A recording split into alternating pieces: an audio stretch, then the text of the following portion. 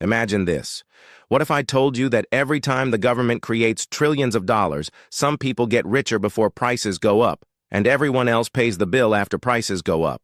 What if I told you that the difference between becoming wealthier or falling behind isn't intelligence, it isn't hard work, it isn't even how much money you make, it's simply where you stand in line. Because when new money enters the economy, someone gets it first, and someone gets it last. And by the end of this video, I'm going to show you exactly who gets it first, who gets it last, and the three assets that have quietly absorbed the biggest wealth transfer in modern history. A few years ago, I was looking at an old photograph from the 1970s. The average home price was around $25,000. Gas was cheap, college was affordable, one parent could work, the other parent could stay home, and somehow they still managed to buy a house, raise children, and retire. So I started asking a question. If technology has made everything more efficient, if workers are more productive than ever, if businesses are creating more value than ever, why does it feel like so many people are running faster just to stay in the same place? Why do families with two incomes struggle to buy things one income could buy 50 years ago? The answer shocked me. Because the game most people think they're playing is not actually the game being played. The villain isn't your boss. It isn't your neighbor. It isn't even inflation. The villain is ignorance of how money actually enters the economy, because once you understand this, you can never unsee it. Let's simplify it. The government spends more money than it collects.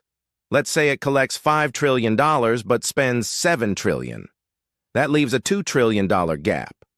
So where does the money come from? Most people assume somebody has to earn it, but that's not always what happens. Sometimes new money gets created, and this is where everything changes. Here's the part nobody teaches in school. When new money is created, it does not appear in everyone's bank account at the same time.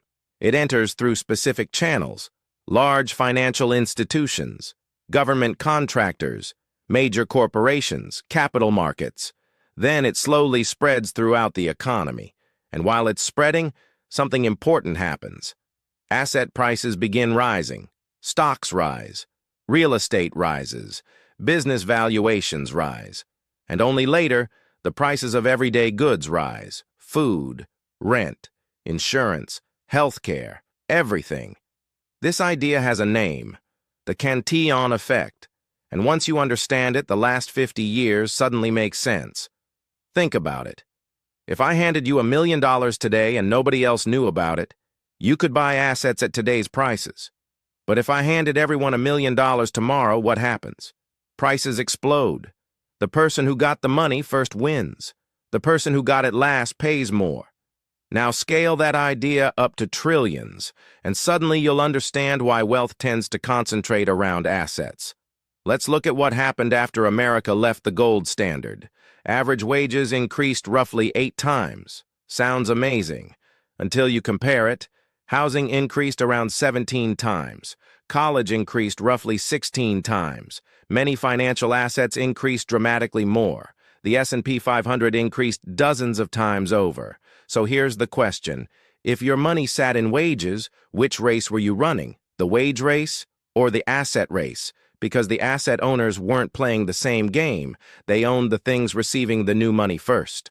And that's the distinction that changes everything. And before somebody says the system is rigged, that's actually the wrong conclusion.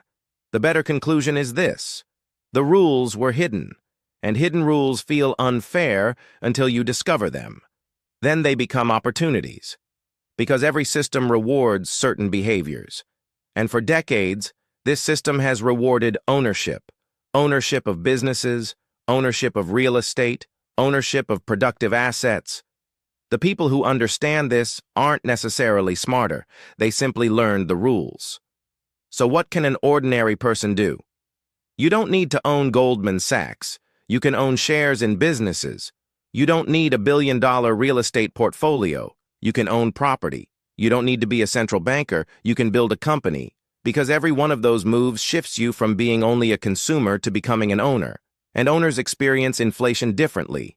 Consumers see higher prices. Owners participate in rising asset values. That single distinction can change an entire financial future. The biggest wealth transfers in history rarely look like wealth transfers when they're happening. They look like policy. They look like budgets. They look like headlines. But underneath those headlines, wealth is moving. The question isn't whether it will happen. The question is whether you'll understand it while it's happening. Because the people who learn the rules early position themselves differently. And the people who don't spend years wondering why they work harder but fall further behind. So here's the question. When the next $1 trillion enters the system, will you be standing at the front of the line or the back? If this changed the way you think about money, subscribe. Because understanding the game is the first step to winning it.